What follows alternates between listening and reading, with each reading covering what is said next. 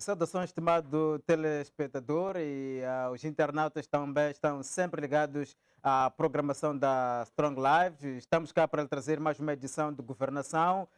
Tem sido assim todas as quintas-feiras. Estamos cá para levar ao ar esta edição de 26 de maio do ano de 2022. Num dia em que vamos olhar para aquilo que está a ser o debate em torno da alta de preços dos combustíveis que já estão a impactar nos produtos básicos. Estamos a falar de comida, coisas essenciais para a sobrevivência dos moçambicanos. Há vários debates que surgem, há propostas já colocadas à mesa. Tanto vamos olhar para estas propostas que estão sendo colocadas e as possíveis saídas que podem se encontrar para aliviar o impacto da subida desses preços dos produtos básicos por conta daquilo que são os preços que estão sendo aplicados para os produtos petrolíferos. Vamos olhar também para aquilo que foi posicionamento, digamos, reafirmado pelo chefe de Estado em Acre, relativamente àquilo que é o conflito militar entre a Rússia e a Ucrânia. O presidente da República voltou a pisar na tecla no sentido de que Moçambique continua neutro, mas também apela para que as partes optem pelo diálogo, porque o fim último, independentemente daquilo que é o tempo que vai levar o conflito, será o diálogo. E esta guerra já está a criar consequências a nível global. Vamos voltar a olhar profundamente para este posicionamento do presidente da República em termos de aquilo que é a sustentabilidade naquilo que é o concerto das nações, o posicionamento de Moçambique enquanto decorrer este conflito. E por fim, não menos importante, vamos olhar para o 59º aniversário da criação da Organização da Unidade Africana, atualmente a União Africana. Aquilo que são os desafios e avanços depois da criação desta Unidade Africana. Será que os países africanos estão de facto a caminhar com os próprios pés? Foram atingidos os objetivos pelos quais foi criada essa organização? Portanto, são esses temas que levamos para esta edição, na qual conto com Dércio Rodrigues, aqui em Saúde. Muito boa tarde também. Tenho a bondade de saudar aos telespectadores e aos internados que estão ligados à Strong Life. Boa tarde, saúde a si, saúde aos meus colegas de painel, saúde a todos que assistem dentro de casa e obrigado pelo convite. Exato. Engenheiro Mourinho, também muito boa tarde. Seja bem-vindo a mais uma edição de Governação. Muito boa tarde, telespectadores, internautas, nossos telespectadores na diáspora. Boa tarde aos colegas de painel, incluindo assim. Na mesma linha, deputado Muxanga, boa tarde, seja bem-vindo. Depois de algumas ausências bem justificadas, estamos cá para mais uma edição. Obrigado. Boa tarde a si, boa tarde aos colegas, boa tarde a todos que nos assistem, boa tarde ao povo moçambicano. Exato, vamos começar por si mesmo, relativamente àquilo que é o seu ponto prévio, de forma bem resumida, tendo em conta os pontos que elegemos para esta edição, que precisamos explorar na íntegra. Bom, primeiro quero agradecer a Deus pela proteção em vida que tem nos proporcionado, apresentar sentimentos de pesar a todas as famílias que choram pela partida dos seus entes queridos e rogar a Deus para que a alma dos finados seja conduzida ao paraíso, para os que merecem. Indo concretamente à minha questão, nos últimos dias o meu telemóvel foi invadido por várias mensagens e vários telefonemas provenientes da província da Zambésia, concretamente do distrito de Lugela e do distrito de Zavala, na província de Inhambane, onde professores denunciam cobranças compulsivas de contribuições de 1000 meticais, o professor de categoria mais baixa.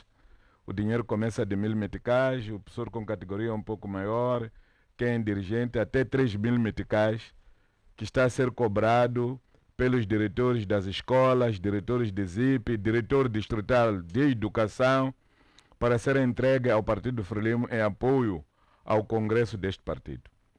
A chamada de atenção que eu quero fazer aqui é que as contribuições não podem ser compulsivas.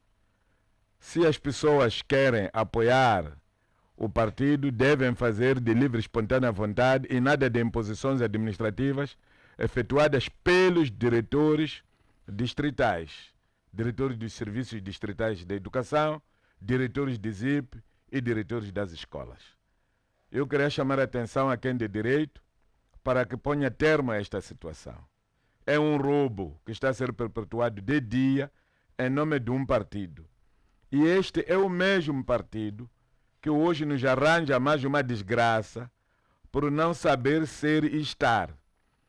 O governo da Frelimo mandou a justificar que o aumento do preço dos combustíveis tinha muito a ver com a guerra da Ucrânia.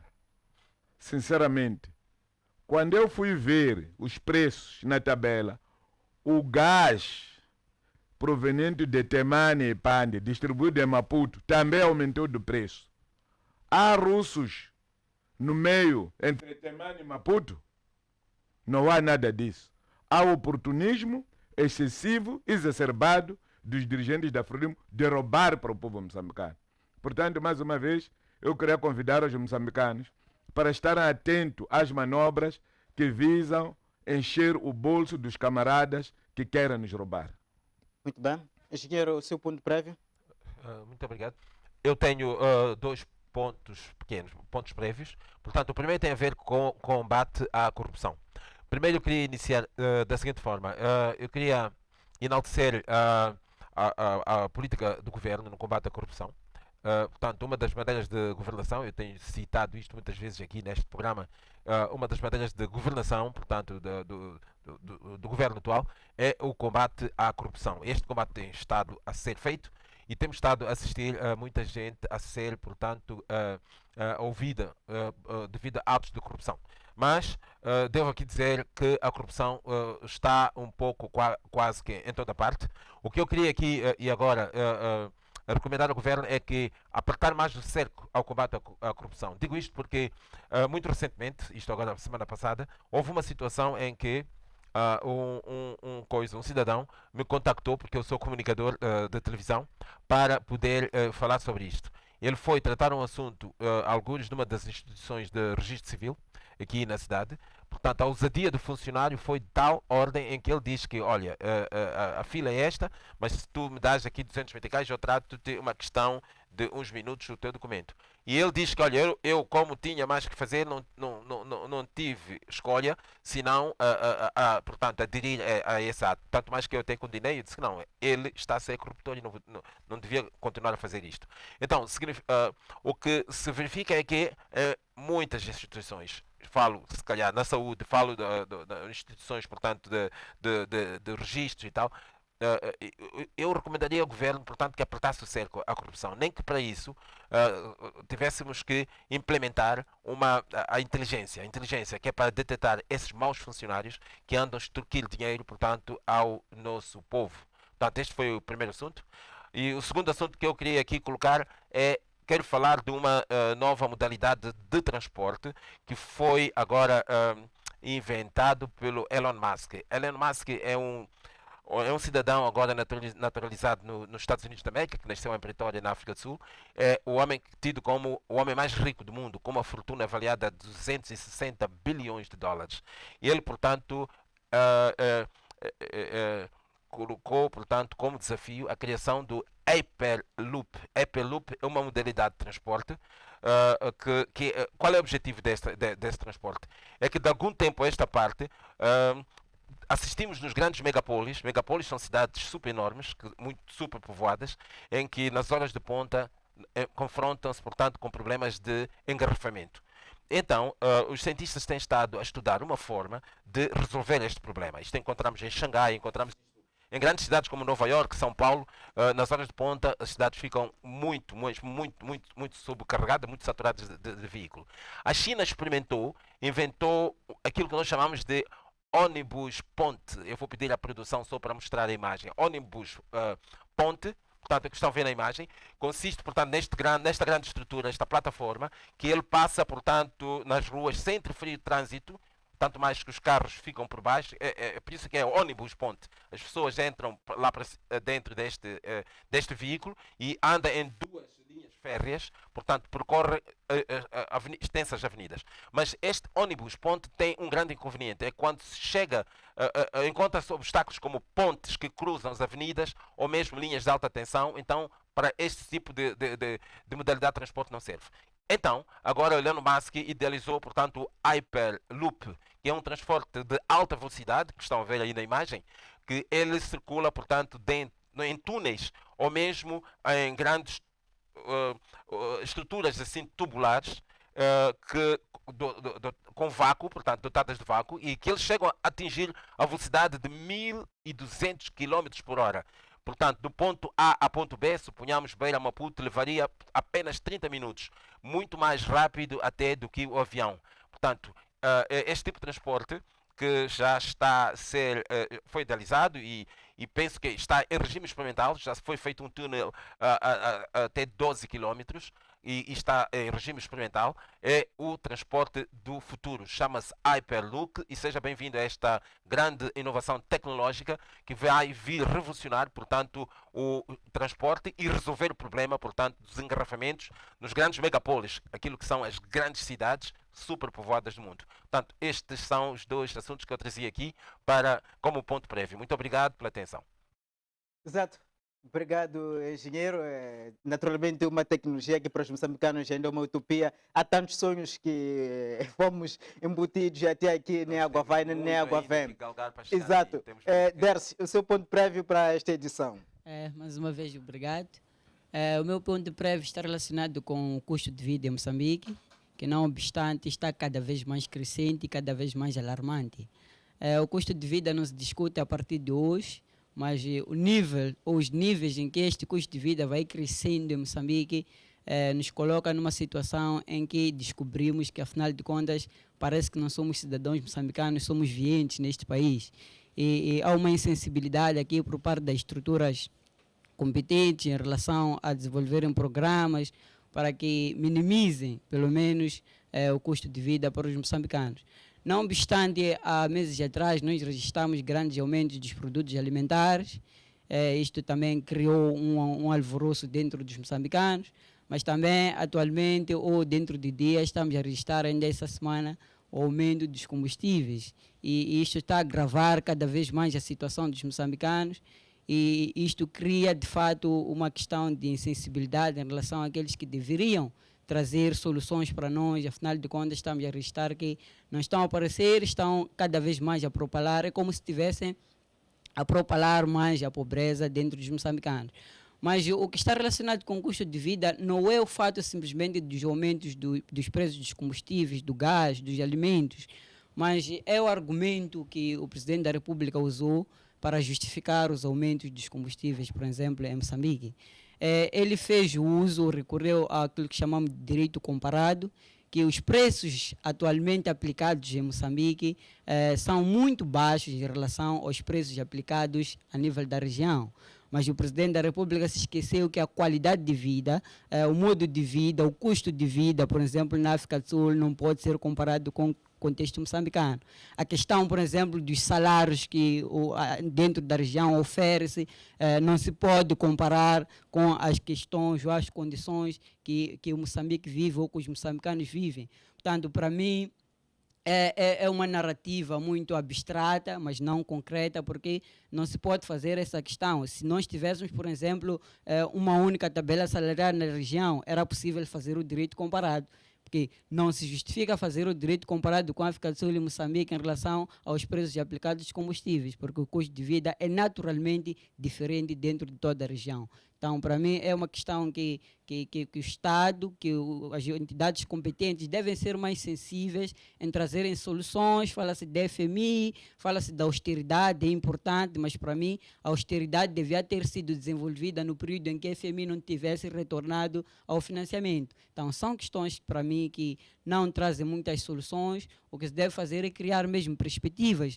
é que os moçambicanos vivam num bem-estar e que as suas preocupações estejam pelo menos amenizadas dentro desse contexto. Exato. Dercy já começou com esta questão de alta de preço ou custo de vida em Moçambique. Vou começar mesmo por si relativamente ao primeiro tema, que está mesmo associado a esta questão dos combustíveis, que está a influenciar para aquilo que é o custo de vida no país. Há duas propostas já colocadas na mesa pela Renamo e o Movimento Democrático de Moçambique.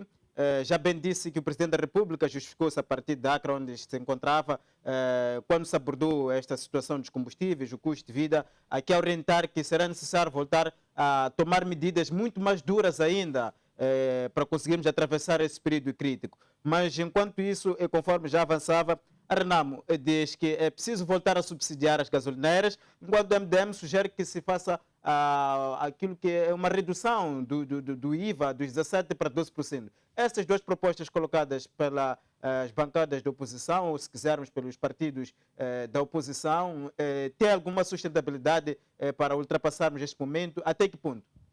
Bom, eu vou começar por dizer que a boa governação ou boa gestão de governação dentro de um país é que os governantes devem servir ao seu povo. Devem fazer de tudo para que o seu povo possa estar num bem-estar possível. Apesar de todos os problemas que possam existir dentro do Estado, é missão dos governantes responderem às expectativas dos cidadãos e amenizar, sobretudo, as suas preocupações. Agora, temos uma questão muito interessante no que está dentro do debate dos moçambicanos, é que há pouco tempo nós celebrávamos o retorno do financiamento do FMI e nós esperávamos, evidentemente, que as coisas fossem amenizadas, melhoradas por conta desta abertura. Para mim, podia-se justificar mais estas medidas agressivas de austeridade no período antes do retorno do FMI ao financiamento a Moçambique. Mas estamos a registrar que vamos ter que traçar medidas de austeridade dentro de um contexto que estamos a ser financiados, dentro do contexto que precisamos sair efetivamente Mas desta a fundamentação, Dércio, é que o retorno do FMI não é para, de facto, relaxarmos. E a melhor forma de gerirmos este bolo que ainda nem entrou nos cofres do Estado é efetivamente pautar por medidas que sejam ou que tornem a gestão dos poucos recursos que temos sustentáveis, atendendo os momentos difíceis que estamos a atravessar. O país não produz praticamente nada e depende de importações. Entretanto, temos essa situação dos combustíveis que está a influenciar para que os produtos, esses que são trazidos fora do país, conheçam novos preços. A pergunta é, das propostas colocadas pela Renamo e MDM, atendendo já ao posicionamento afirmado pelo Presidente da República, que é o mais alto magistrado da nação, até que ele é que orienta muitas das vezes as sessões onde são debatidas as decisões políticas que depois vão culminar com aquilo que é o agravamento dos preços dos combustíveis e tudo mais. Já trouxe aqui aquilo que é a visão e os passos a seguir a curto, médio e longo prazo. Já estão colocadas as propostas da Renamo e o MDM. Qual delas lhe parece que possa efetivamente ser uma saída para este momento difícil? Bom, dizer também que é importante que nós tenhamos as políticas de austeridade diante de financiamento, mas era importante também olhar para a situação dos moçambicanos, olhar a sensibilidade dos moçambicanos, olhar para o custo de vida dos moçambicanos para termos, por exemplo, essas justificativas. Em relação à questão que me coloca, eu penso que são alternativas muito certas. Eu concordo primeiro com as alternativas. Não posso dizer aqui se esta da Renamo, por exemplo, de voltar a subsidiar as gasolineiras, ou esta da MDM de reduzir o IVA de 17% para 12%, estaria mais correta. O importante para mim é que esses partidos com assentos parlamentares posicionaram-se de fato para aquilo que são as suas responsabilidades e aquilo que são os seus deveres. Mas tem mérito. Quer servir? A fundamentação que trazem pode ser acatada até que ponto? Sim, eu penso que... Nós estamos aqui para influenciar naquilo que são as boas decisões. Então... Exato, eu penso que a missão dos partidos parlamentares é trazerem ideias e aqueles que governam escolhem dentro dessas ideias. Eu vejo que essas ideias são positivas, independentemente de qual for ser escolhida. São ideias que podem ser bem-vindas no contexto de amenizar os problemas que vão afetar os cidadãos moçambicanos. Para mim, até é mais viável que o Estado volte a subsidiar as gasolineiras, porque isto efetivamente iria trazer algumas reduções no que refere, por exemplo, aos preços de combustíveis, e por exemplo, reduzir o IVA também é importante, porque também vai trazer aquilo que são a baixa dos preços. Então, são posicionamentos que eu acato, eu acho que são muito importantes, independentemente de qual posicionamento for sido tomado. As propostas são execuíveis, no seu ponto de vista? Do meu ponto de vista, são propostas execuíveis, dependendo daqueles que governam escolherem uma das propostas. O mais triste será se nenhuma delas servir para solucionar a vida dos moçambicanos. Muito bem. Engenheiro, quero a sua opinião relativamente a este dilema em que nos encontramos.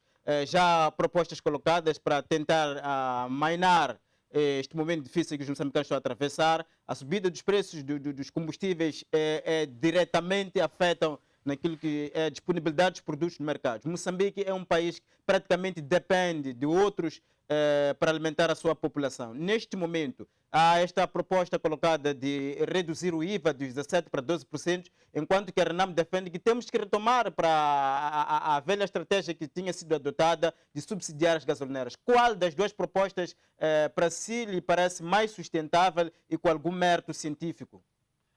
Muito obrigado. Olha, eu, portanto, recapitulando, estamos perante duas propostas em que a MDM, portanto, propõe que se baixe a taxa, portanto, o IVA de 17 para 12%, e a RENAM propõe, portanto, a retoma, portanto, do subsídio, portanto, do combustível. A minha opinião é a seguinte, portanto, a redução vamos falar primeiro da proposta do MDM. A redução para 12% do IVA, portanto 17 para 12%, sem dúvida nenhuma vai agravar a nossa situação de déficit orçamental. Vou explicar porquê. Porque a fonte do Orçamento Geral do Estado são os impostos, são as taxas. Então a redução de taxa vai ainda agravar mais aquilo que é o déficit orçamental. Correto. Se o governo optar por esta medida, então o governo terá que tomar medidas num sentido de se baixa a taxa, portanto 17 para 12%, o que eu acho é que o governo terá que tomar algumas medidas também, digamos, fiscais, no sentido ou de alargar a base tributária, porque nós sabemos que em Moçambique nem todos os setores ou todas as pessoas pagam imposto. Então é necessário que, portanto, se alargue-se a base tributária, que é para poder compensar, se calhar, Para dizer que é possível reduzir o IVA, mas tem que se fazer qualquer coisa. Tem que se fazer qualquer coisa que é para compensar essa redução. Exato. E uma das questões que eu acho que seria execuível, portanto, falando em termos económicos, seria alargar a base tributária, que é para a arrecadação de fundos, que é para suprir, portanto, este abaixamento de taxas. Eu penso que se fizermos isto, estamos no caminho correto. Aliás, eu sou mais apologista para esta medida do MDM. Vamos agora com a questão da RENAM. A RENAM propõe a retoma do subsídio, portanto, direto às gasolineiras. Ora, eu sou reticente em relação a esta medida pelas seguintes razões. É que nós estamos, Moçambique insere-se, portanto, no contexto da SADC. Portanto, estamos integrados numa organização chamada SADC, em que existe, portanto, livre circulação dos cidadãos, portanto, que fazem parte deste mercado, deste ambiente político-económico, bloco político-económico.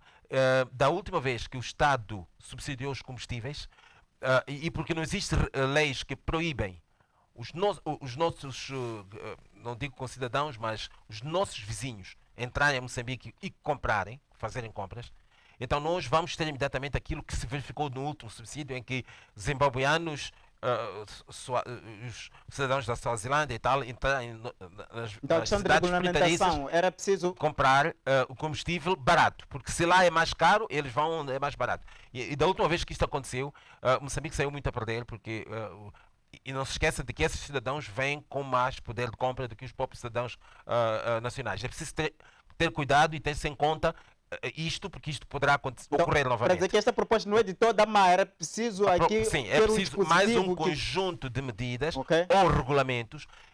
E é difícil, porque nós estamos na SADC. Não podemos interditar a eles, porque vamos contrariar aquilo que é a letra e o espírito da integração regional. Então, por um lado, esta ambiguidade torna-se muito arriscado porque vamos. Exatamente. Por isso que eu sou reticente em relação à proposta da RENAM. Mas em relação à proposta da MDM, pronto, é possível, mas o tal abaixamento não pode ser só feito, portanto, abaixarmos a taxa, mas temos que tomar alguma medida económica e fiscal no sentido de suprir, portanto, este abaixamento. Portanto, este é o meu posicionamento. Deputado Muxanga, estamos neste dilema. Que saídas? Há duas propostas já colocadas pela RENAM e pelo MDM. O Presidente da República também já se pronunciou em relação àquilo que é o cenário macroeconômico atual do país e frisou que será preciso apertar o cinto, porque efetivamente a situação não está nada boa. Qual é a análise que faz e que proposta recomendaria aos tomadores de decisão? Bom, é uma ginástica muito complicada, mas começando pela taxa do MDM, é preciso perceber o que significa 5% de IVA no combustível. O combustível, antes deste último aumento de 8 meticais no gasóleo, já as associações dos transportadores estavam a pedir o aumento do preço do combustível. Exato. O que nós vimos nos últimos 30, 60 dias é que o gasóleo subiu 18 meticais. A questão começa aqui, nos 18 meticais. Se nós formos a usar a cifra dos 17%, dos 5% que vamos tirar do IVA, será que vamos conseguir chegar onde nós pretendemos? Ou estamos já a lançar uma medida só para se dizer que dissemos alguma coisa? Aquilo que em shopping se chama Nhamombe em Canaan. Eu acho que a redução de IVA por si não vai resolver o problema. O subsídio ao combustível pode sim, mas há que ter esta cautela que o engenheiro Mourinho está a levantar. Tenho conhecimento, a partir da portagem de Moamba, de que por dia entram 1.200 caminhões. Aqueles caminhões grandes que metem carvão e outros minérios. São 1.200 caminhões por dia. Se hipoteticamente nós cairmos nesta de subsidiar, e subsidiar tudo, aqueles caminhões vêm com tanques num quarto e virem encher em Moçambique, quanto dinheiro é que vamos perder?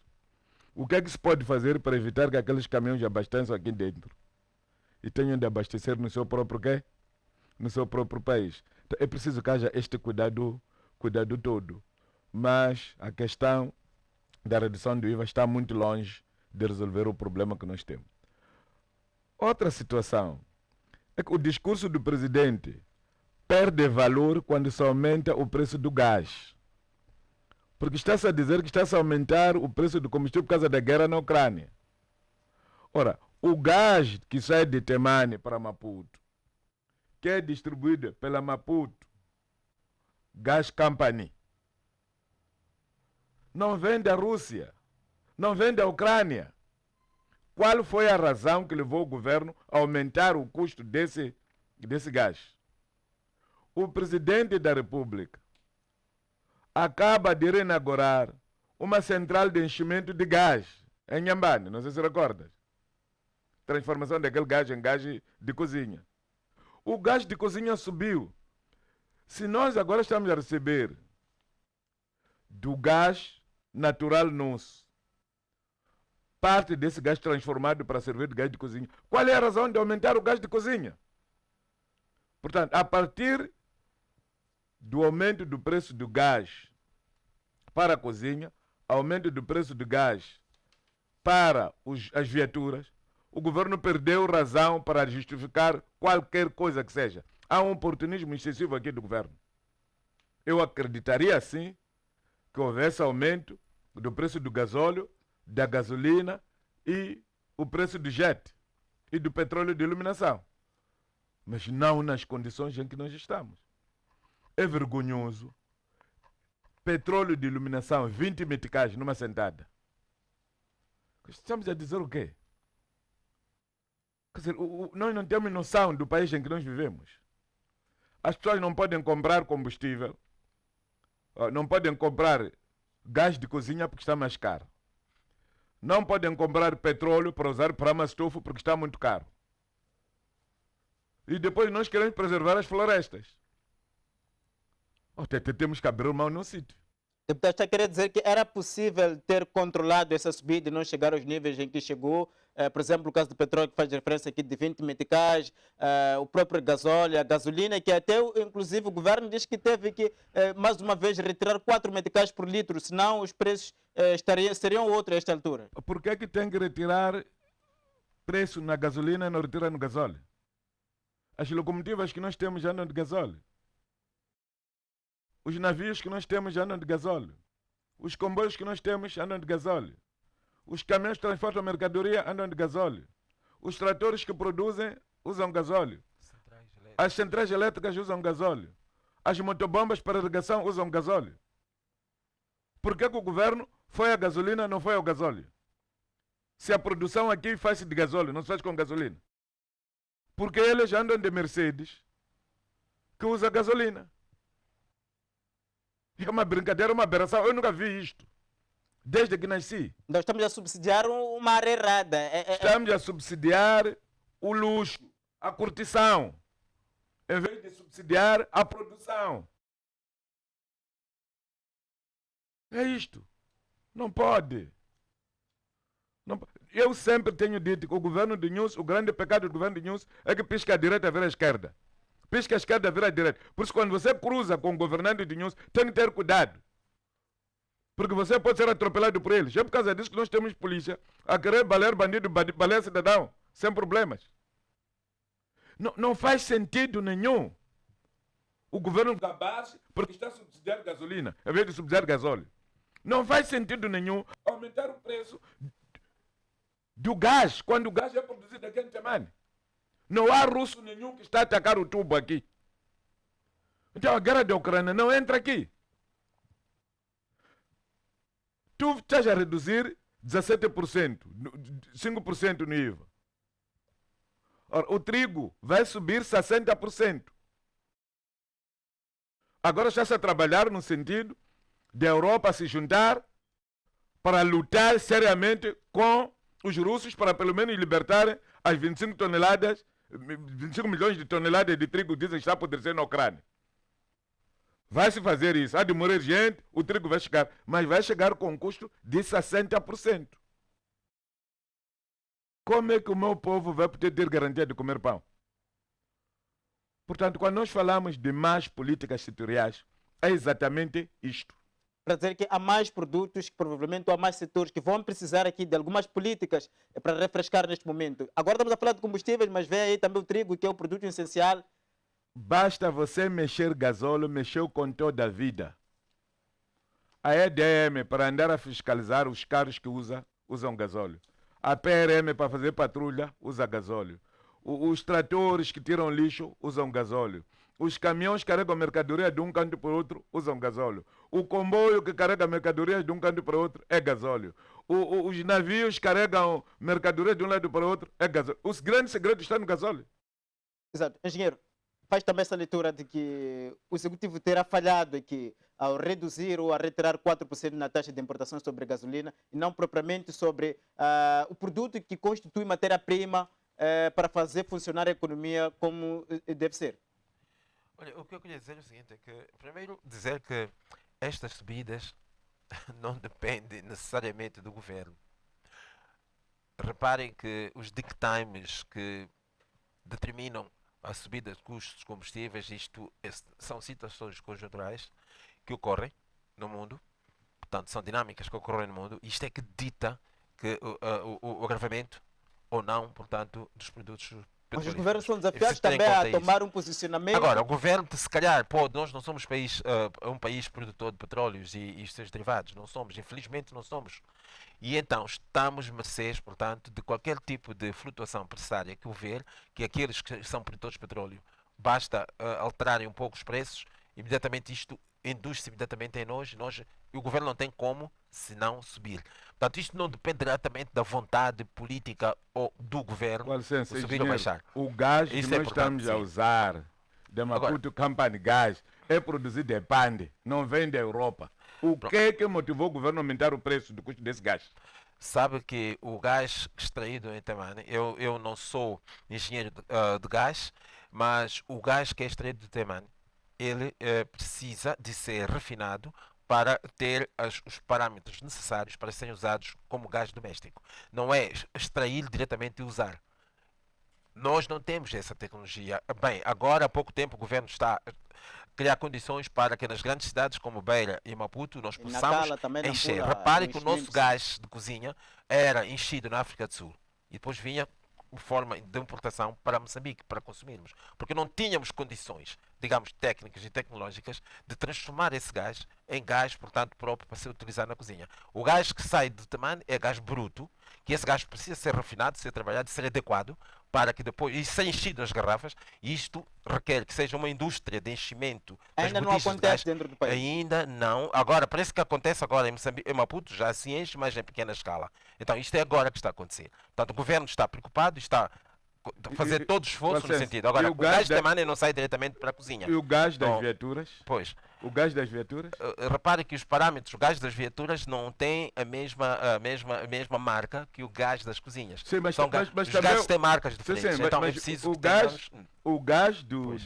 dos transportes, Pois. aquele que é distribuído a partir da Pois. Mosala ali. Não é o mesmo para a cozinha, não. Não. Mas também aumentou o preço. Sim, Está a falar de... registrou um agravamento. Registrou a questão um é essa. agravamento. Prontos, olha, porque eu vou dizer uma coisa não tenho aqui provas documentais, mas o contrato com a Sazol, do gás, existem 3% que são para nós, portanto, o acordo foi feito assim na altura, sendo que os restantes, portanto, vão para a segunda, sob forma de exportação. E os 3% de gás é o gás que nós temos, que temos estado aqui a usar, sabemos que temos já algum gás transformado e canalizado para algumas indústrias hoteleiras e tal, e também temos o gás que sai, portanto, do ponto de derivação, do gasoduto que vai para Temane, para alimentar a nossa central. São duas centrais. É uma central em Gaza, a Em outra Gaza, em Garcia. exatamente, pois. Então tudo isto é enquadrado nos 3%. Não, mas Eu também penso- temos eu penso- outro que pois. é gerido Pois. a partir da Mosala. Eu conheço a terminal pois. onde os carros vão abastecer, Pois. vão carregar. Esse O que- gás também subiu O que de eu preço. quero dizer é o seguinte: Há as russo pessoas, aqui. as pessoas têm que ter em conta que o gás bruto que é bombado de Temane para a segunda, esse gás é um gás bruto, é como se fosse petróleo bruto, né? Gás bruto, que ele precisa de ser refinado e ser adequado para uso. Mas Para onde diversos é fins, refinado para a cozinha. este produto em Eu acredito que nós... tem que estar em Pois. paralelo com aquilo que é o comportamento, por exemplo, do barril de petróleo na Rússia, em qualquer outro canto. Justifica este acompanhamento que se faz?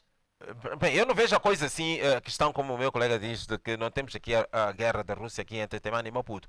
Eu não olho as coisas assim, eu olho as coisas da seguinte maneira: é que aquele gás que sai, que é extraído, e ele ainda precisa de ser processado para que tenha os parâmetros necessários para uso, quer Isso fins está culinários claro, Gil. ou Estamos fins a de falar daquilo transporte que é ou o fins. custo Agora, desse pergunto eu, exercício. temos a tal tecnologia? Se não temos, Não Nós, temos. nós temos a tecnologia. O gás é distribuído aqui no Maputo há mais de 4 anos. As viaturas estão a abastecer. Eu recordo-me que o governo até andou a fazer campanha para os minibuses transformarem. A transformação, exatamente. E havia uma empresa que estava até a vender acessórios. Então, A Autogás está a defender que se faça que se esta faça conversão, isso. de fato. A Autogás está aqui há mais de 4 anos. As máquinas estão a refinar, não estão a ver o uso da Rússia nem da Ucrânia. Por que trazer a Ucrânia aqui, trazer a guerra da Rússia? É oportunismo. Exato. Dércio, temos esta situação. Há uma engenharia que foi ensaiada há 4 anos, como se dizia aqui, da Autogás, mas se formos a ver, inclusive as viaturas usadas pelo próprio governo ainda não fizeram essa conversão, que muitas das vezes é que tem cargos maiores naquilo que é o bolo geral. Como é que olha para essa situação? Nós estamos a falar de austeridade, entretanto, nós estamos a adotar algumas medidas que pudessem nos ajudar a aliviar essa folha. É importante mencionar que a austeridade deve partir do que nós temos internamente. Eu concordo com o engenheiro Mourinho quando diz que, por exemplo, o gás sai de Temane, sai bruto e precisa de transformação, tem cuidados. Mas aí nós precisamos mencionar a missão ou o papel do Estado. Aqueles que transformam devem contas a quem?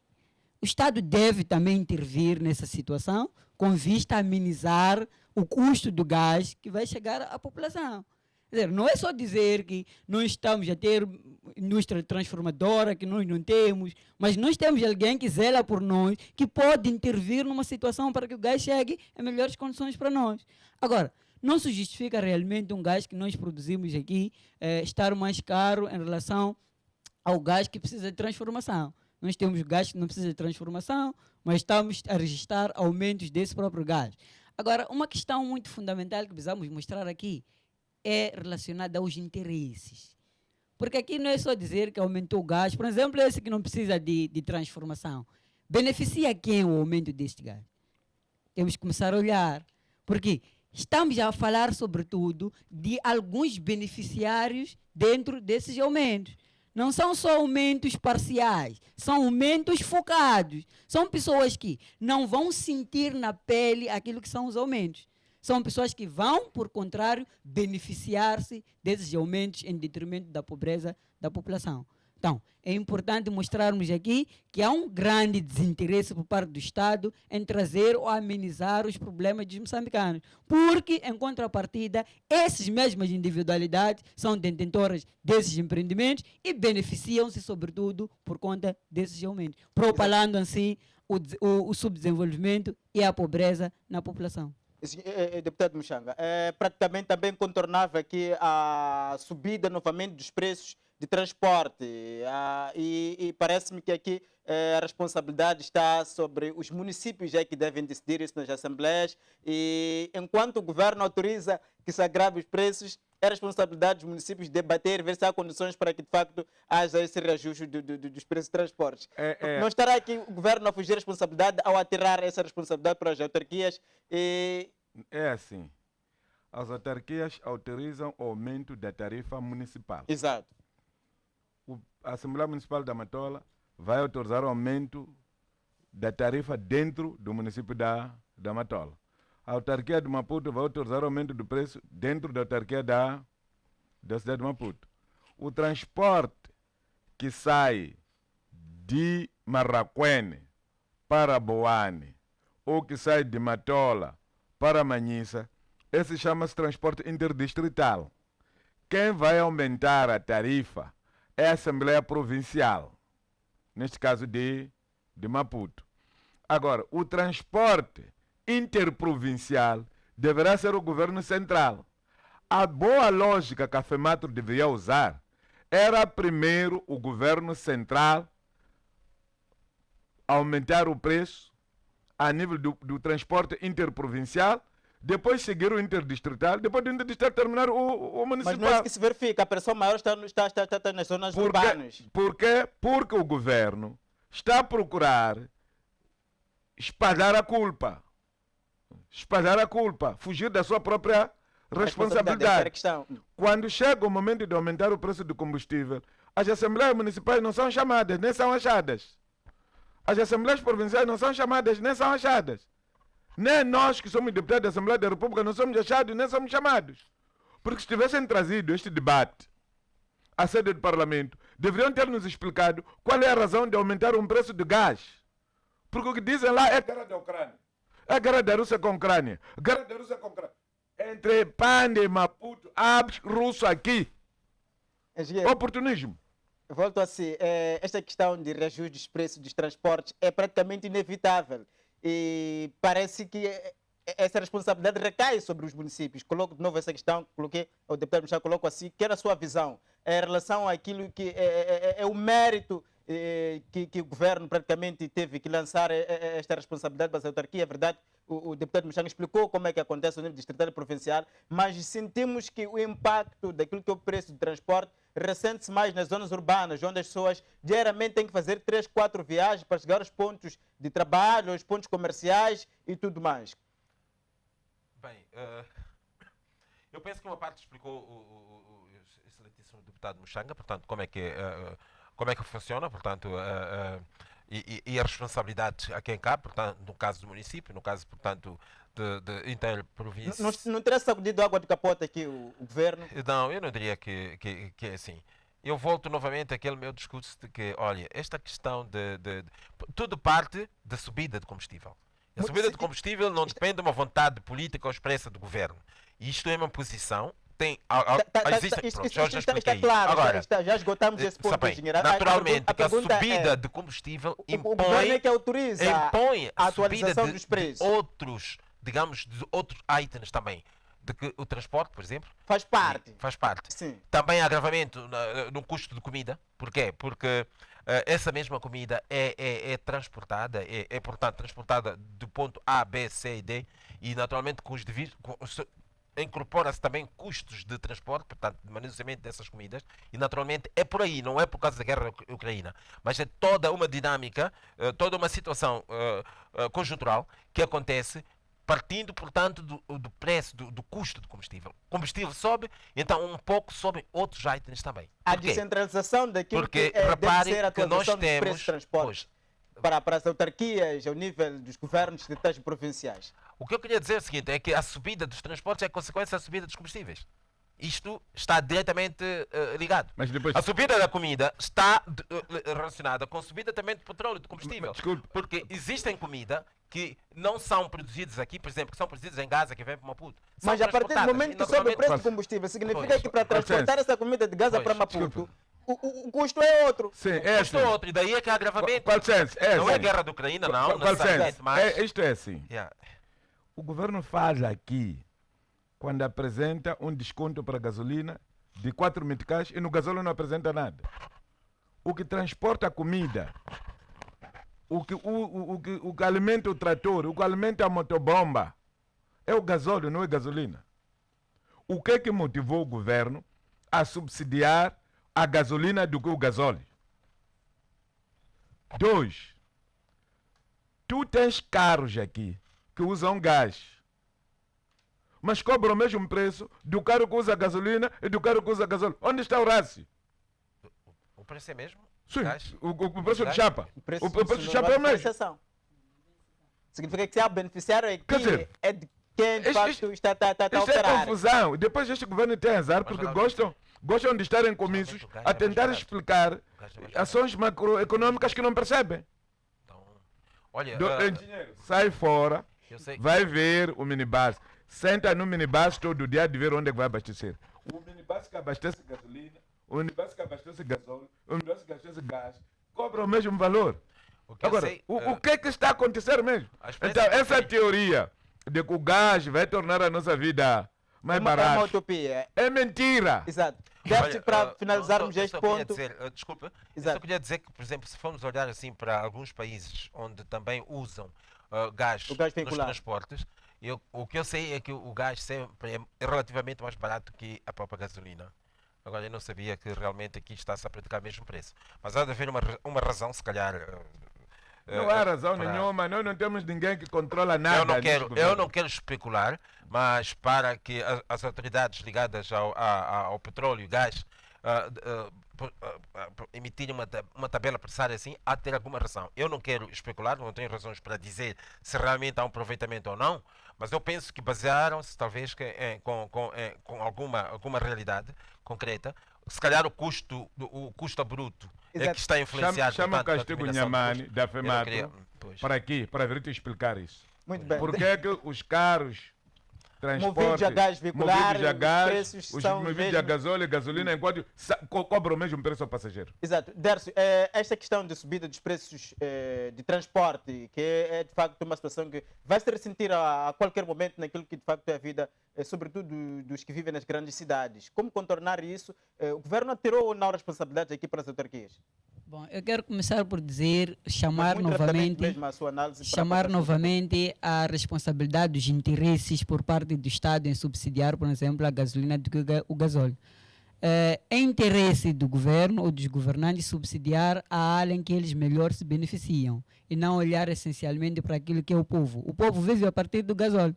Então, se não subsidia aquilo que beneficia o povo, naturalmente que subsidia aquilo que beneficia a eles próprios. Relativamente a esta questão, eu penso que estamos diante de uma atribuição da culpa. Está-se a procurar de alguém, algumas entidades, para dividirem esta culpa, porque realmente nós vamos ressentir os aumentos dos preços dos transportes. Olha, a decisão central é dos aumentos que não depende essencialmente, sim, do governo, mas o governo podia intervir.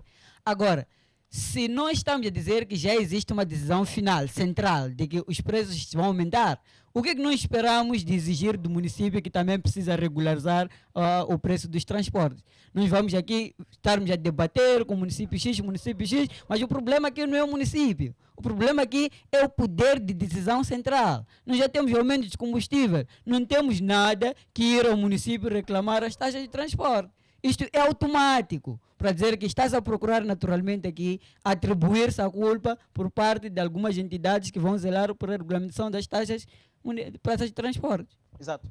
Vamos passar para o segundo ponto, ainda sobre aquilo que foram os pronunciamentos do Presidente da República a partir de Ghana, onde esteve de visita de trabalho, em que voltou a reafirmar aquilo que é o posicionamento de Moçambique relativamente ao conflito militar entre a Rússia e a Ucrânia. O presidente da República aqui disse que o governo mantém a posição de neutralidade e apela com que as partes pautem pelo diálogo, visto que esta guerra já se arrasta há mais de 3 meses e os impactos já se fazem sentir. Aliás, uma das razões que é esta que vamos aqui a debater sobre o custo de vida, não só em Moçambique, assim como em outros cantos do mundo. Deputado Muxanga, o governo volta aqui a repisar essa necessidade de se manter neutro, não quer estar nem de um lado nem do outro. Até que ponto esta posição coloca Moçambique numa situação bem cotada ao nível das nações, num conflito que de certa maneira obriga com que as nações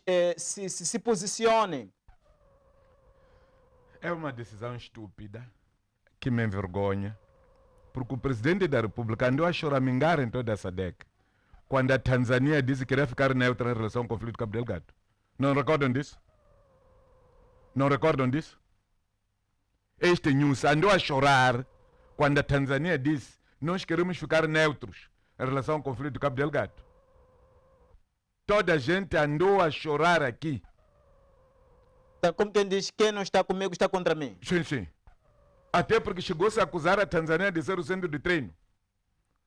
Até que a Tanzânia acabou aceitando. Então sou um estúpido que pode tomar esse tipo de decisão. Porque ele tem fogo em casa dele, está a receber solidariedade, não quer solidarizar-se com os outros. Tiba bem, que as copas já eram hora 4.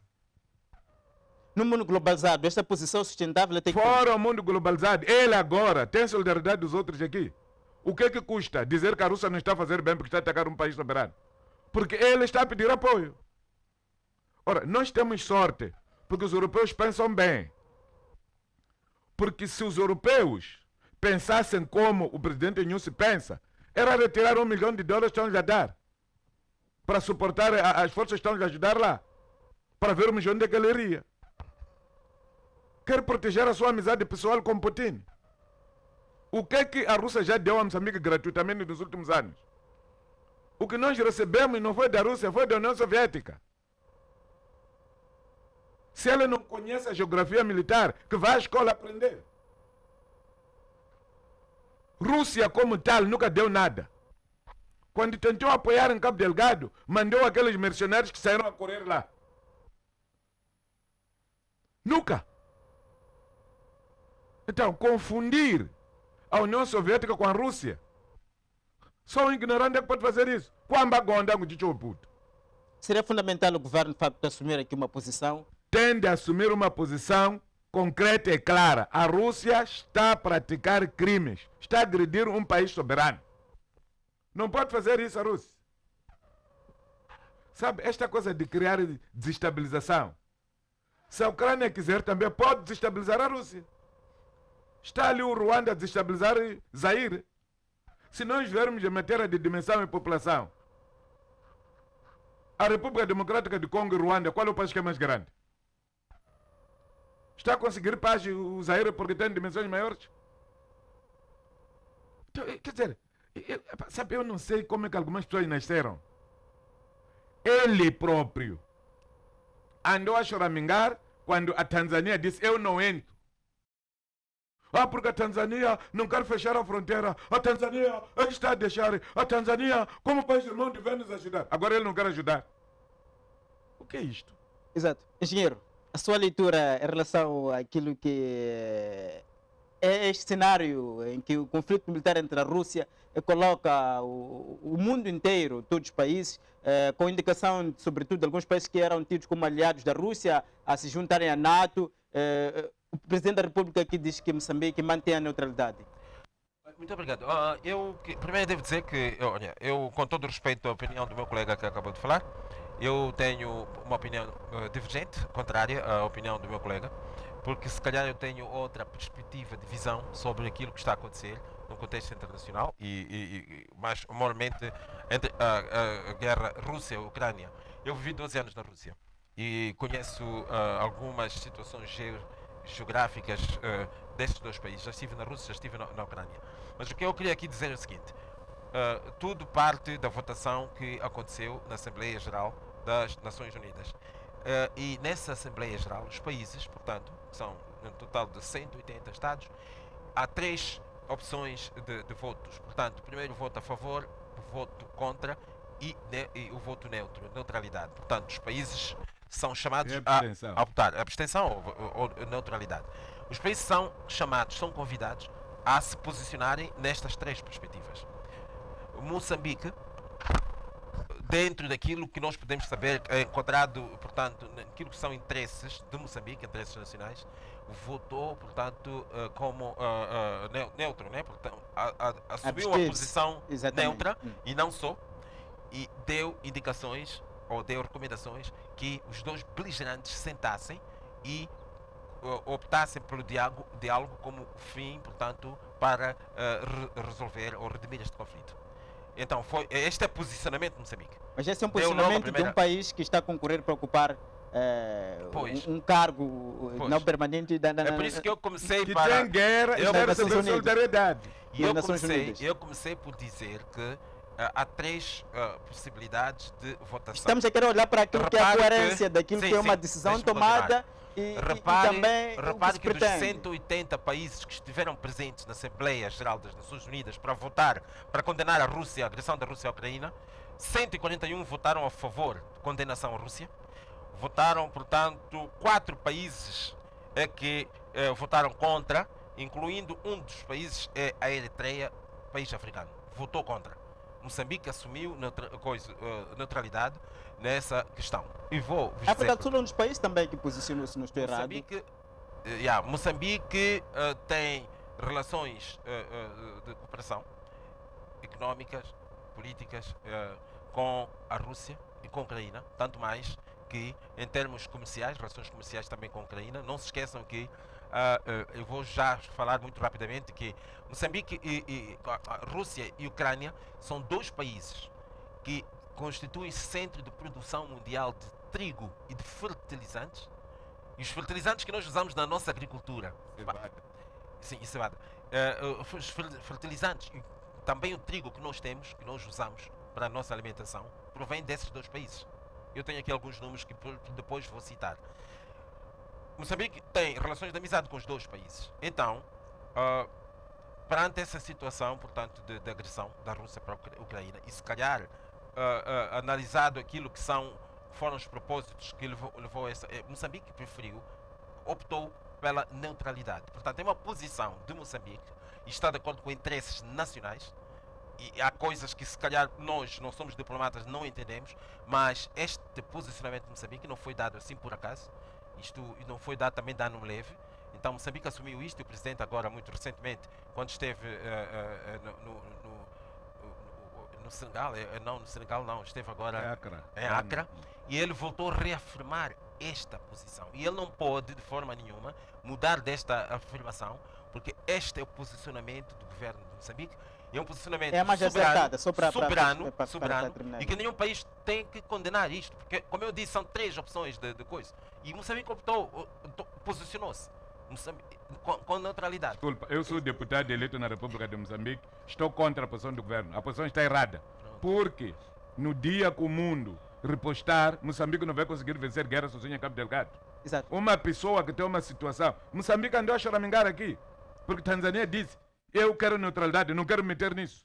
Muito bem. Forçaram a Tanzânia a entrar na guerra de Cabo Delgado, por quê? Se as pessoas podem ir pela neutralidade.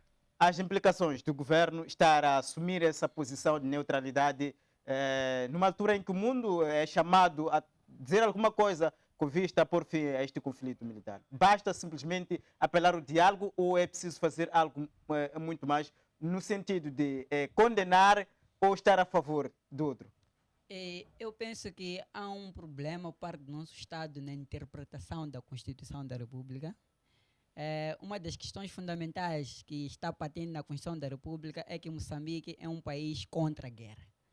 Então, se isso está claro na Constituição da República, que Moçambique é um país contra a guerra, posicionar-se desta forma é perigoso, porque está a roçar a Constituição. Estamos a esquecer que existe um órgão que faz a legislação do Estado, estamos a nos posicionar em questões diferentes daquilo que são os nossos princípios. Então, é perigoso, é muito crítico, na verdade, posicionarmos desta forma, apesar de ser uma escolha que nós tivemos, né, quando nós estamos aí diante dos posicionamentos. Mas é uma posição muito crítica e que pode trazer impactos relativamente negativos para aquilo que é o mundo, não é? Para aquilo que é o contexto mundial que se vive.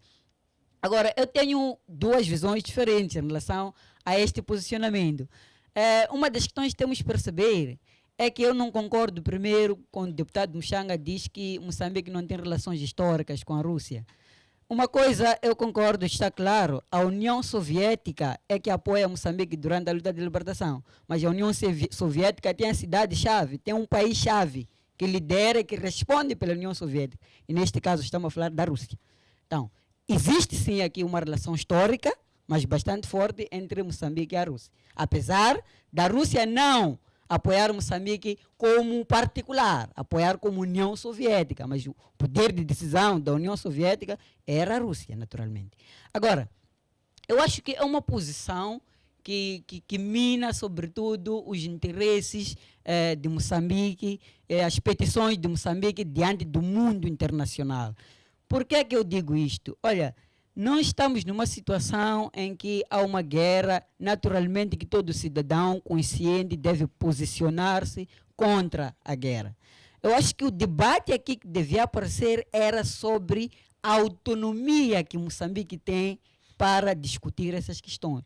A autonomia que Moçambique tem para posicionar-se diante dessas questões. Porque nós estamos a restar duas vertentes aqui. O Ocidente e depois o Leste. Moçambique não sabe se vai se posicionar contra o Leste ou vai se posicionar contra o Ocidente. Porque não tem autonomia, depende essencialmente tanto do Leste, bem como do Ocidente. Então, penso que o debate fundamental aqui está relacionado em termos com... de custo-benefício, o próprio governo fica difícil tomar uma decisão. Exatamente. Com os do leste, Pois pode está pagar uma fatura com o muito alta. Ocidente. Então, é perigoso. Talvez seja uma posição, a neutralidade seja uma posição correta. estrategicamente correta. É meu ponto de vista. Não é? Talvez seja uma posição estrategicamente correta, porque Moçambique não tem autonomia, depende tanto do Ocidente, bem como do Leste. Exato. Olha, eu só queria, deixa-me só complementar uma coisa. Foi dito que essa posição de neutralidade que Moçambique assumiu durante a guerra Ucrânia e coisa, foi dito que o argumento foi que isto está no interesse do moçambicano. É de interesse de Moçambique assumir uma posição de neutralidade. Eu só queria citar, olhando um bocadinho para aquilo que são números. Portanto, em 2020, vamos falar dos dois países beligerantes. Hein? Em 2020, Moçambique importou, portanto, um total de 521 milhões de dólares em cereais. Isto representa, portanto, 8% de todo o volume de importação do país. Tá bem? Da Rússia, Moçambique importou 76 milhões de dólares em cereais e 9 milhões de dólares em fertilizantes. Isto estou a falar com a Rússia.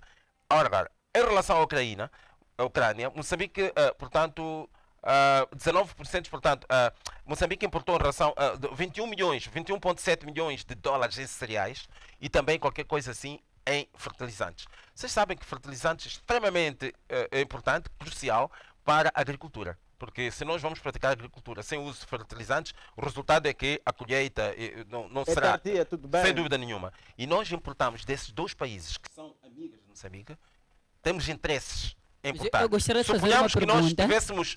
Uma pergunta ao engenheiro. Não, uma questão só que eu queria dizer. Não estamos Suponhamos a que nós dizer- tivéssemos assumido uma posição, digamos assim, contra... e depois dessas questões de relacionamento internacional, existe aquilo que se chama-se sanções, e a Rússia dissesse, ok, nós fechamos todo tipo de relacionamento comercial com Moçambique. Significa que os tais 9 milhões de dólares em fertilizantes e mais 76 milhões de dólares em cereais ficariam fechados. E depois o que viriam aqui dizer? Cá não há trigo, o governo não está a funcionar e tal. Olha, vamos pensar o seguinte, que o governo, por alguma razão, tomou esta posição de É favorável neutralidade. para Moçambique. E é eu isso que está a disse que defender está o no engenheiro. interesse de Moçambique. E isto Exato. está no Mas a- nosso mas- interesse. mas a pergunta assumir é, essa- a essa- pergunta é, a Agora, nossa se nós começar- Constituição, a legislação, a base que nós nos debatemos, É diz contra a guerra, claramente é contra a que guerra. Moçambique é um país E ao, contra a guerra. e ao assumir não a andar no neutralidade, espírito- A não não está a andar no favor. espírito daquilo que temos como legislação, como base. O que é que estamos a dizer? Mas efetivamente? a Constituição diz que somos contra a guerra, assumir uma posição de neutralidade e também Moçambique diz é neutra e recomenda que os dois beligerantes sentem e Exato. encontrem. Qual senso? Não está a apoiar a guerra. Isto Moçambique é não está a igual, apoiar a guerra. isto é igual a, Moçambique por não está. exemplo, Moçambique durante a luta de libertação nacional recebeu apoio da Zâmbia, recebeu apoio da Tanzânia. E como sabemos, Tanzânia e Zâmbia têm uma fronteira comum, lá para cima, lá depois do Malau. Em caso de eclodir guerra entre Zâmbia e Tanzânia, o que é que Moçambique faria? Com este pensamento, significa que as pessoas de Niassa e Cabo Delgado iriam apoiar o quê? A Tanzânia, e as pessoas de Tete iriam apoiar a Zâmbia. Ora, este é um governo estúpido. Eu não sei se. Não, é exatamente comparação isso. Mas é É exatamente isso. A Não. oposição É é... essa. Eu não sei se esta comparação Não, realmente- nós compramos tanto da Ucrânia como compramos tanto da Rússia. Nós temos médicos, tanto ucranianos, temos médicos russos. Os blindados que nós temos aqui, o material de guerra que nós temos aqui, foi fabricado na Ucrânia, porque as fábricas de armamento estavam na Ucrânia. Em Moscou não havia nada, só estava lá o poder político. Esta questão é de amizade pessoal. Não há nada do que se diz sobre a culpa que a Ucrânia tem para merecer o que está a acontecer. Agora, o que eu estou a dizer, como moeda de troca, os outros também devem ser neutros em relação à guerra que nós temos em Cabo Delgado, para ver como é que Moçambique iria sair.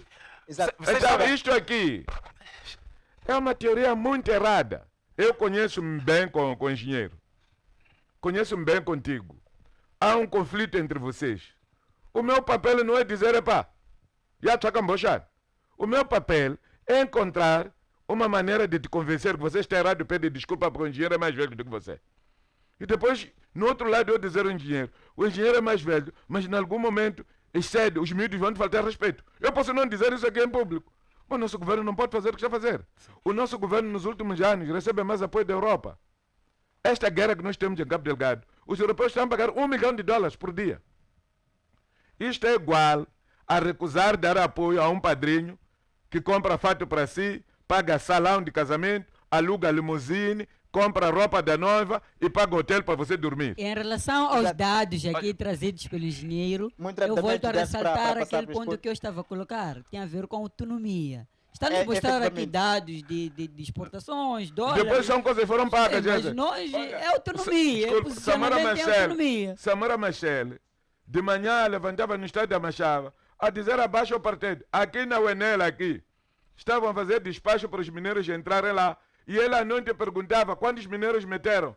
Este mês, quantas barras de ouro eu vou receber? É por causa disso que Samora Machel facilmente encerrou as fronteiras do Zimbábue e do Malau, nunca encerrou fronteiras com a África do Sul. Por quê? Se o grande inimigo de Samora Machel era o apartheid, por que deixava moçambicanos ir trabalhar na África do Sul? Agora, o comércio não pode ser chamado aqui. Exato. Muito bem, meus senhores. um minuto. Era Esse tema é importante, inesgotável, desculpa. naturalmente. Vamos Era passar para outro importante, ponto. desculpa. É mesmo importante o que eu 30 queria segundos, dizer. engenheiro. 30 segundos mesmo para É conseguir mesmo explorar de importante outro o que eu ponto. queria dizer. Olha, eu penso que vocês têm estado a acompanhar o dia a dia da guerra, portanto, o diário da guerra, Ucrânia e Rússia. Vocês sabiam que no Azovstal, que é a fábrica siderúrgica da Ucrânia, eu já estive lá, eles produzem Azovstal. Stal significa aço, é a fábrica de aço. Portanto, é um centro mundial de produção de aço. Foram encontrados nos túneis alguns oficiais americanos, foram encontrados oficiais da NATO lá que ficaram encurralados. Vocês sabiam disto? Segundo, vocês sabiam que agora, no decurso desta guerra, a Rússia detectou alguns laboratórios, digamos assim, bacteriológicos na Ucrânia, que foram alguns destruídos, que estavam a produzir bactérias e até varíola. Foi isso apanhado. Vocês sabiam disto? Vocês sabem a gênese desta guerra?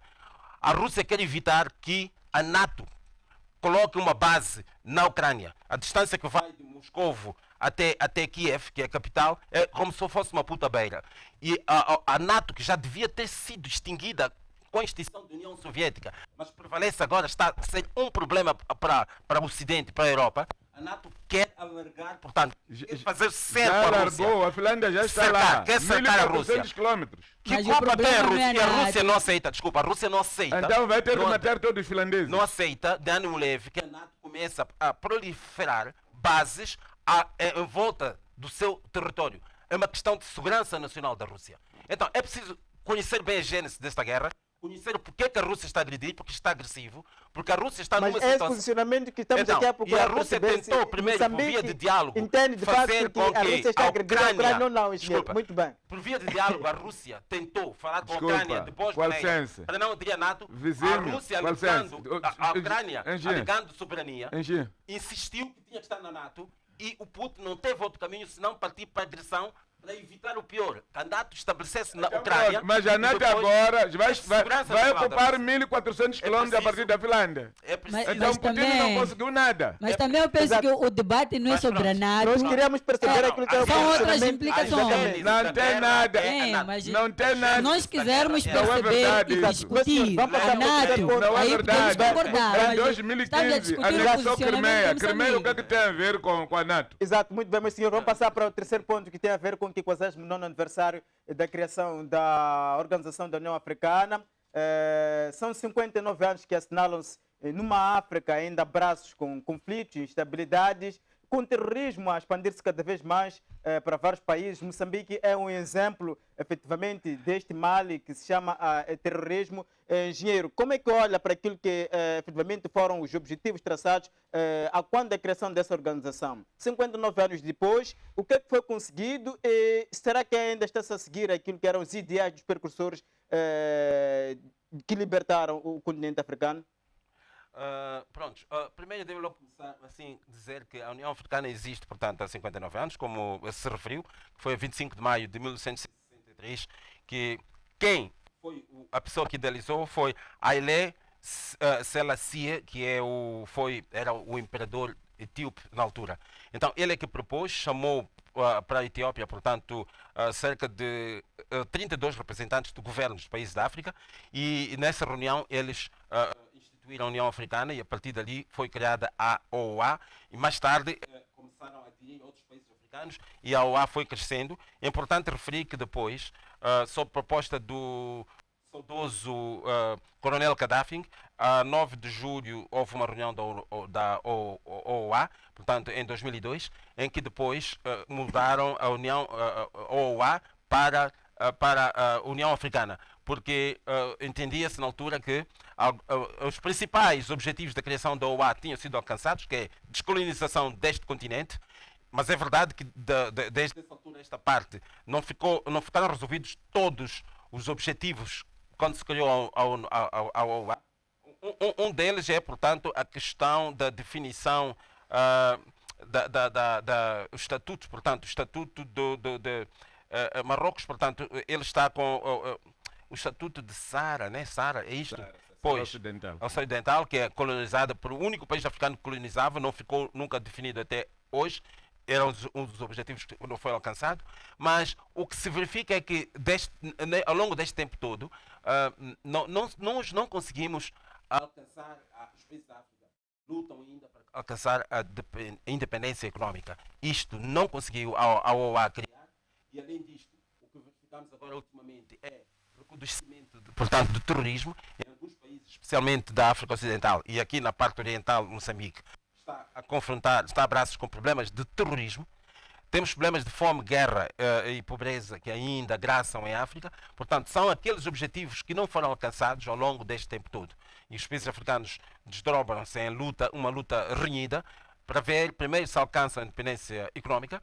E nós temos, a nível aqui da África, alguns blocos regionais, é o caso de SADC, e temos uma organização dos países da África Oriental, também temos a CEDEAO, que é a organização do bloco dos países ocidentais. Esses blocos todos foram organizados com o intuito justamente de criar interação entre os países, de modo a trazer a tal a independência económica para a prosperação deste continente. Acima de tudo, a União Africana, por isso que deixou de ser OA, ficou a União Africana. A ideia mesmo é unificar a África e lutar, portanto, para a prosperidade dos países O que é que integrantes. estará a falhar, engenheiro? 59 anos depois não conseguimos alcançar a independência econômica, que é mais importante para a soberania que estamos aqui a falar dos Estados, com tantas riquezas, efetivamente, que este continente tem.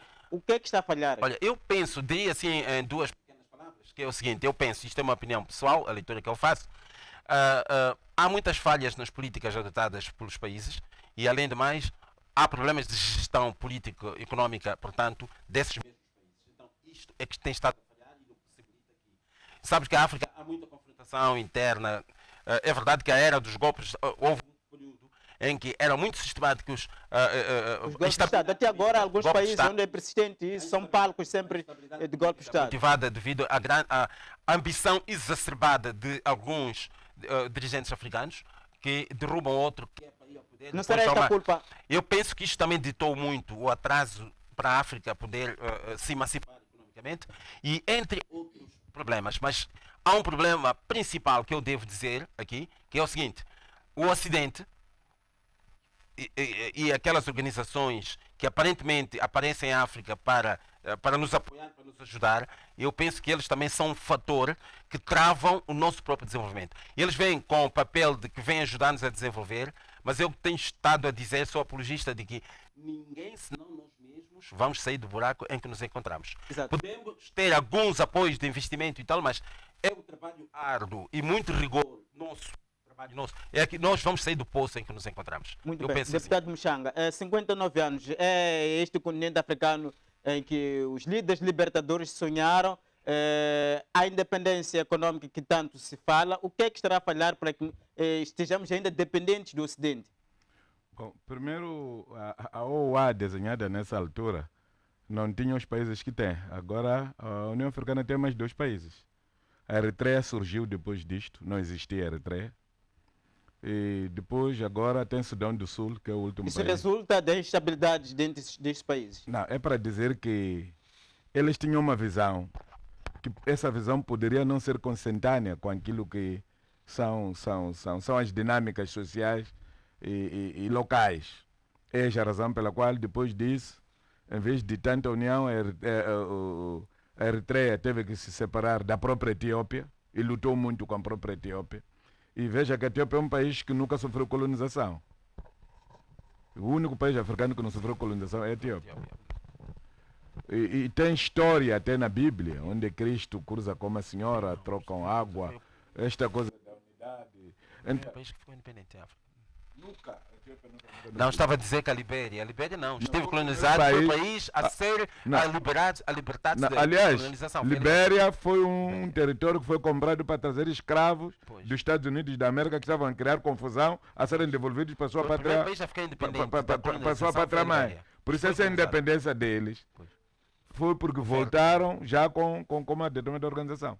Agora, o que está a falhar, claramente, é falta de tecnologia e falta de ciência. Ciência natural. Nós temos muitos cientistas, políticos, pessoas que falam não produzem nada. Por exemplo, Elísio Macamo. Qual é o valor de Elísio Macamo? Sérgio Chixava. Qual é o valor de Sérgio Chixava? Há um moço agora que foi à França recentemente chamado Corrado, que nem penteia cabelo. Qual é o valor daquele? Criar confusão nos partidos políticos em nome da filosofia e da ciência política. A ciência política em si não desenvolve o país. A filosofia, pior. Por isso Samora tinha banido isso. A filosofia é tipo expressão numérica, aquela que nós aprendemos na 5ª e 6ª classe.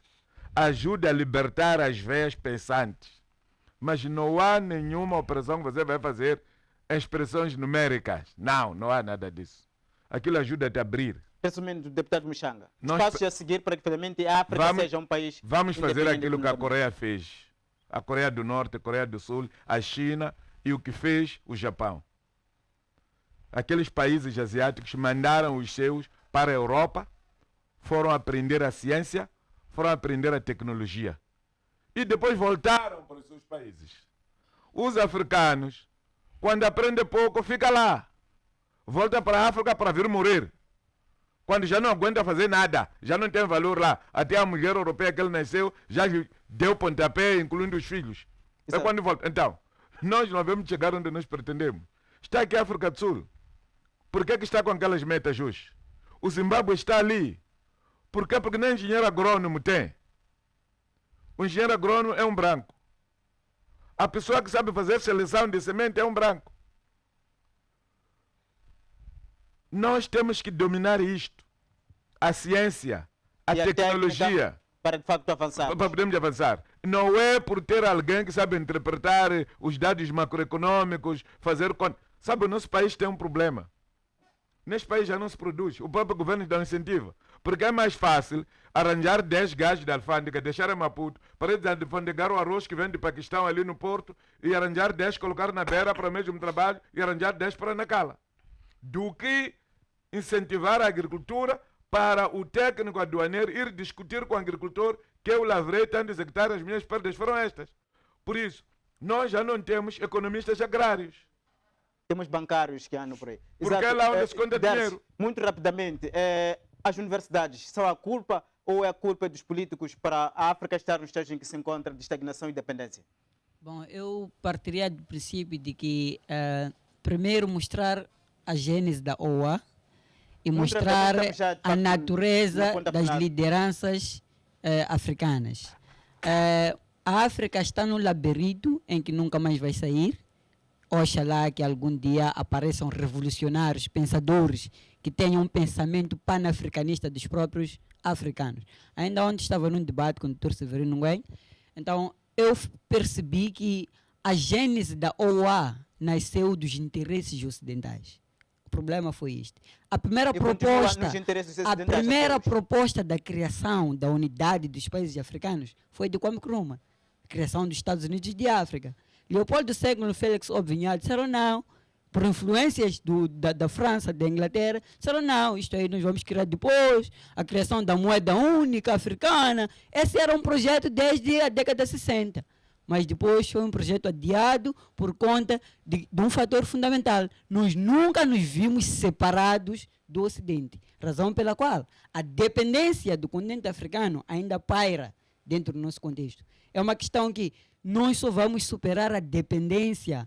Existem teorias de culpabilidade. Por um lado, o Ocidente não quer nos ver a desenvolver, não quer nos ver a fazer isto, mas o pensamento pan-africano, genuíno do próprio africano, nós não registramos no continente africano. As nossas lideranças africanas não estão preocupadas em se verem livres. Há do condições Ocidente. para avançarmos para a criação de moeda única, a unidade africana como tal? Eu penso que atualmente, na situação em que estamos, não é possível.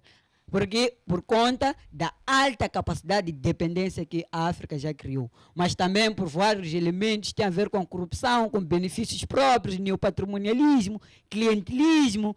São vários fatores que já não nos permitem avançarmos num projeto único do continente africano.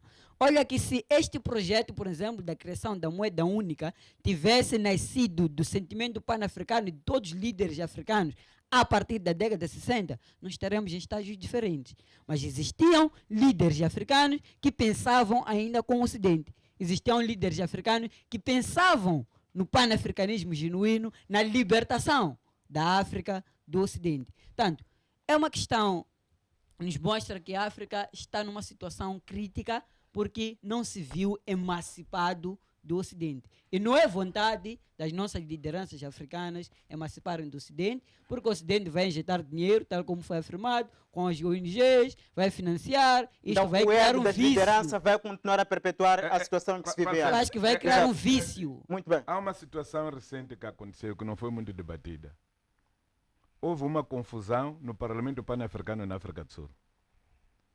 Pura e simplesmente porque os colonizados pelos franceses são muitos.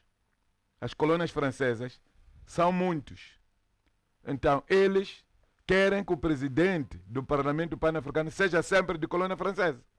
E os outros estão a dizer que não viemos aqui para assistir. Nós queremos colocar o zimbabueno que sempre foi vice-presidente. Houve confusão na sala, os sul-africanos levantaram, começaram a se espancar, deputados no Parlamento Pan-Africano. Como é que você vai criar uma moeda única para este tipo de gente? Nós esta coisa de União Africana foi uma cópia daquilo que hoje é a União Europeia. Era mais para tentar reduzir as clivagens. Desequilíbrios também. Não, primeiro são clivagens, porque os desequilíbrios econômicos depois criam essa situação.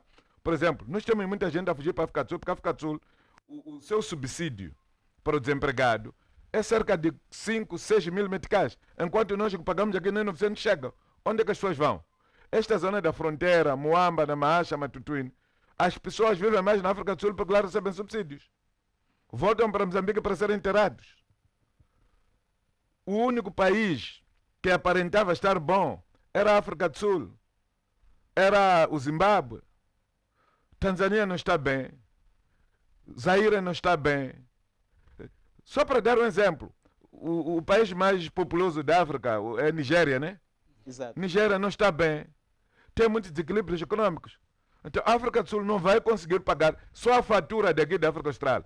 Sabe, a África do Sul pode conseguir pagar a fatura do Lesoto, da Namíbia, porque não tem muita população, fatura do Botsuana, porque não tem muita população, e Suazilândia. Já não pode se meter cá. Eu estive em Botsuana, vi uma coisa muito interessante, até com os americanos. Vai me desculpar o embaixador americano se ouvir isto, mas é porque é uma coisa que eu vi. No Botsuana, os seropositivos tomam um comprimido por mês. O seropositivo toma 12 comprimidos por mês, num programa assistido pelos Estados Unidos da América. Em Moçambique, os mesmos Estados Unidos da América estão a assistir seropositivo, mas devem tomar um comprimido por dia. Por quê? Um minuto só, eu sou gostava de trazer aqui uma questão que tem a ver com a inoperância e a ineficiência da própria União Africana, não é? Deixando a OUA, porque, muito bem disse o deputado Mushanga, existem uma série de conflitos no continente africano, mas nós não temos visto, ou temos visto muito pouco a ação da União Africana dentro desse processo. Para além disso, nós estamos a ver apoios externos do que internamente da própria União Africana. A guerra em Cabo Delgado, há quanto tempo a União Africana não se pronuncia? A guerra no Congo está a durar há séculos, há anos. A União Africana não se posiciona. Para que serve a União Africana? Exato. Porque parte de quem financia a guerra na República Democrática do Congo é membro da União Africana. Muito bem. Meus senhores, o tempo não dá para mais, infelizmente vamos parar por aqui. Quero reconhecer que foi com muito gosto ter contado convosco para mais uma edição de Governação. Assim também, estimado telespectador, e aos internados também que estão sempre ligados à Strong Lab, ficam os meus sinceros agradecimentos e voltamos a cruzar caminho daqui a 7 dias.